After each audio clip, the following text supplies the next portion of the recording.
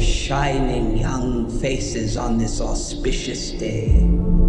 I am Dr. Volumnia Gall, your humble head game maker in charge of the War Department and all its affiliated concerns. I am honored to introduce to you the creator of the Hunger Games themselves, Dean Casca Highbottom. I have summoned you all here today for the 10th annual reaping ceremony, in which we choose 2 children from each district, throw into the capital arena to fight to the death in the Hunger Games. I am here to tell you that there has been a change this year. One final assignment to prove your worth. It's a story that takes place 64 years before the first installment of the movies and focuses on young Snow. Look at you. Your makeshift shirt and your too tight shoes, trying desperately to fit in when I know the Snows don't have a pot to piss in. Snow is being groomed to become the man he becomes. As a mentor, your role is to turn these children into spectacles, not survivors. Persuade them to perform for the camera. Lucy Gray, the one who Snow becomes the mentor for and also falls in love with, there's a very naturalistic quality to her, but she's a charmer. She's a musician. She's a performer. She's kind of the anti-Katniss. She's part of the Covey, this kind of roving band of musicians. Snow's never met anybody like her. That romance between them makes Snow question everything he was raised to believe.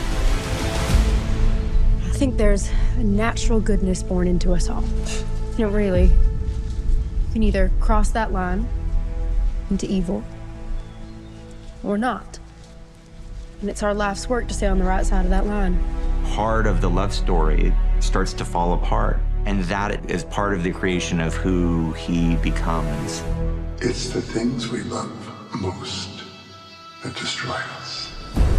Most everybody that I work with is coming back. Trish Somerville is doing the costumes for this movie. Joe Willems, who shot Catching Fire, The Mockingjays.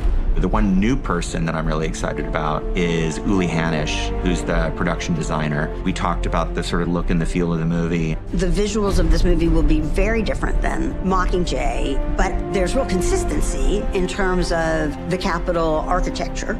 We get to sort of reinvent the world of Panem, to sort of deconstruct what the games are that we're sort of used to and go back in time. It wasn't until I read it that I saw how much music was actually in here. And we met with Dave Cobb. He's a fantastic songwriter and producer. It's going to be fun to take all this history of British Isles music and Southern music and mash it all together in this dystopian way in this future. James Newton Howard. It's my 4th Hunger Games film with him. The musical opportunity is great.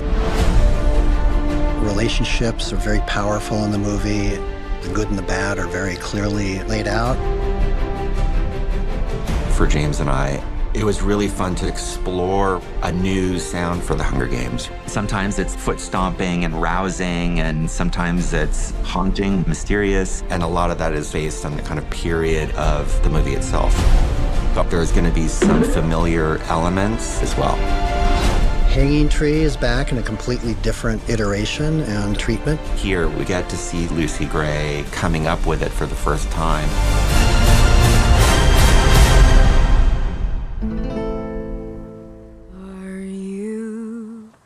Are you coming to the tree where I told you to run so we'd both be free? Strange things did happen here. No stranger would it be if we met up at midnight.